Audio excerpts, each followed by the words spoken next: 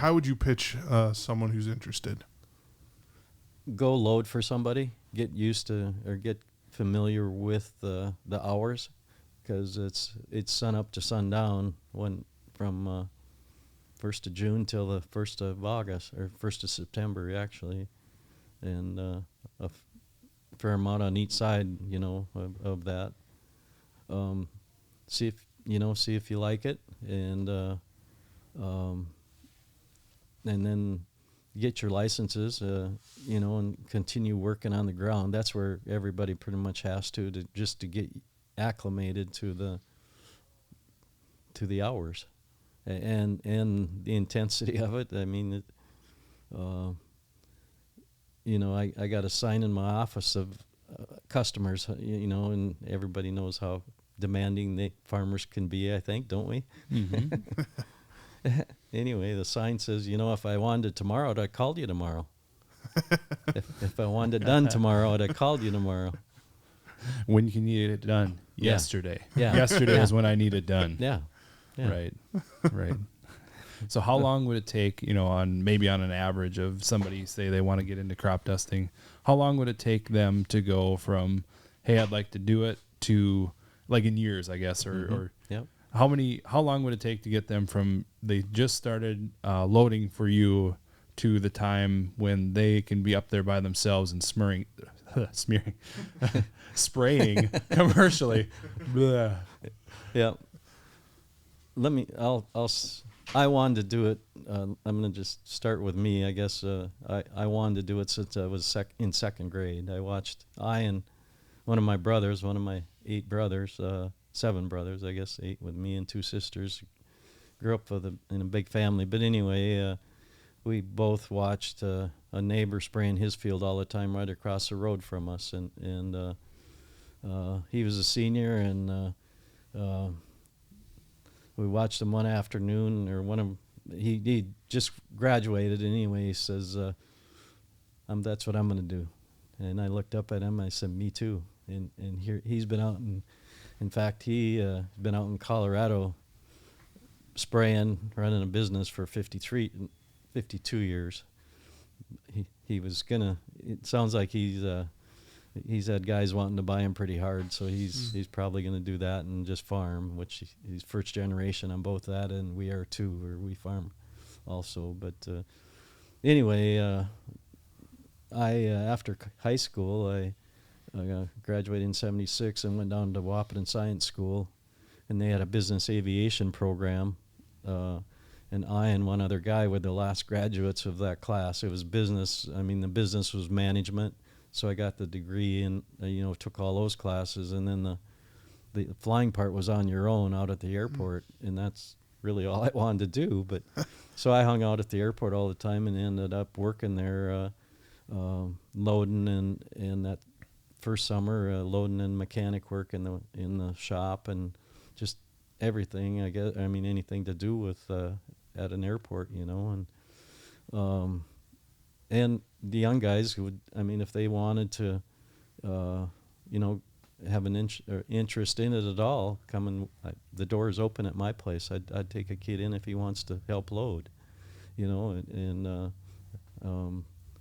just helping and doing whatever hauling boxes, hauling chemical, doing, that type of thing, and just getting used to it. And that's what I did the first year and a half. And then the next year I got my private license on, I soloed on October 12th of 1976. I got my private license on December 21st, 1976. And then I got my commercial license on May 22nd of 1978, and I was spraying that afternoon because the guys I worked that I learned how to fly at were right at the airport there and ran the shop. Jerry Beck and Larry Linrud were the owners, and anyway, all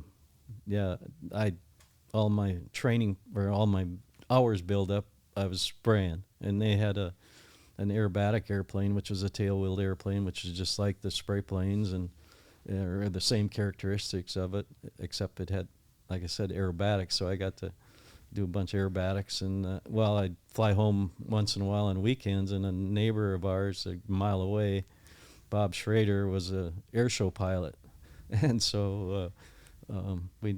Anytime I'd go home, I'd fly with him and learn a new maneuver and take it back home, back to Wahpeton. And I'd take the guys up and show them what I learned. So it was a fun deal, but and it helped a bunch in spraying, unusual attitudes and the airplane being on the edge of stall all the time, and feeling it. And so the training was great, and the aerobatic training was great, and that's how I got started right away. I mean, essentially 2 years after graduating from high school, I was spraying, and here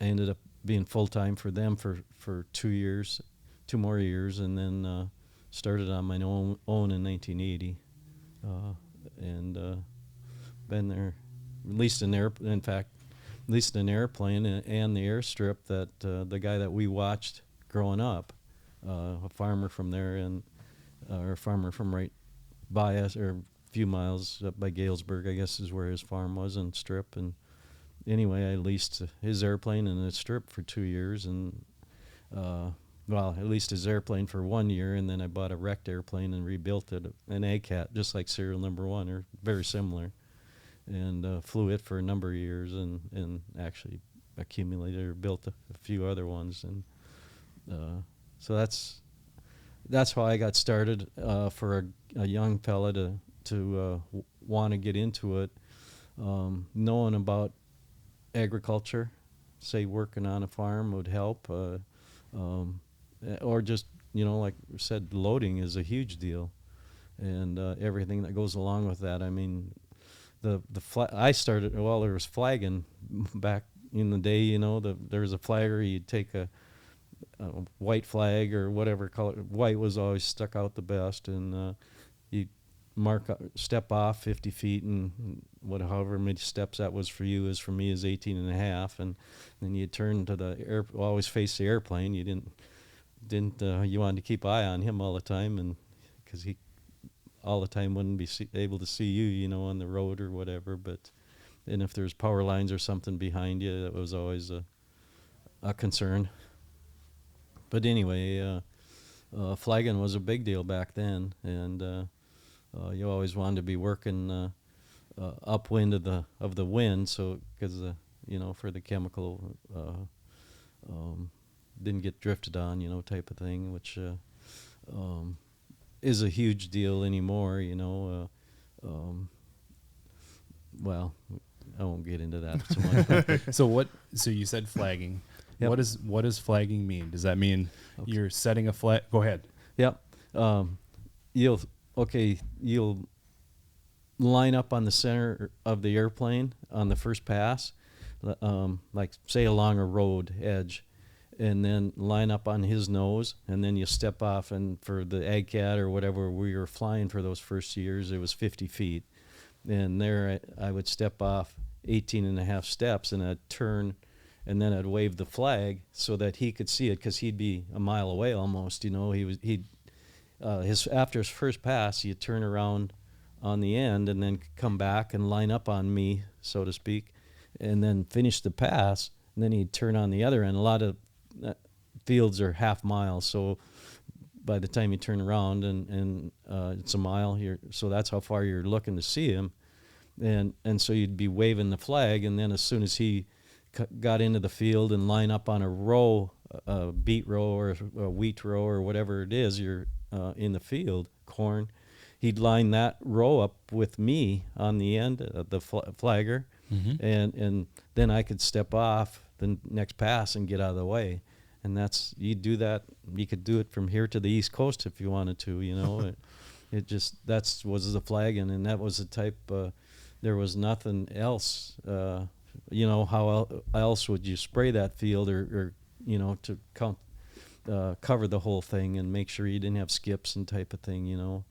So that's how it first started, was having a flagman, and I flagged. I and another guy, I flagged for one boss, and the other guy flagged for the other back.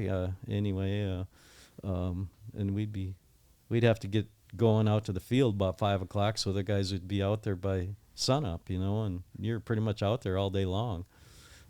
If you're busy and the wind would allow you to be there. So, but that was it's not like that anymore. Of course, the GPS has taken over all of that, and it's not just in our industry, but the tractors or everything is GPS, everything, and it's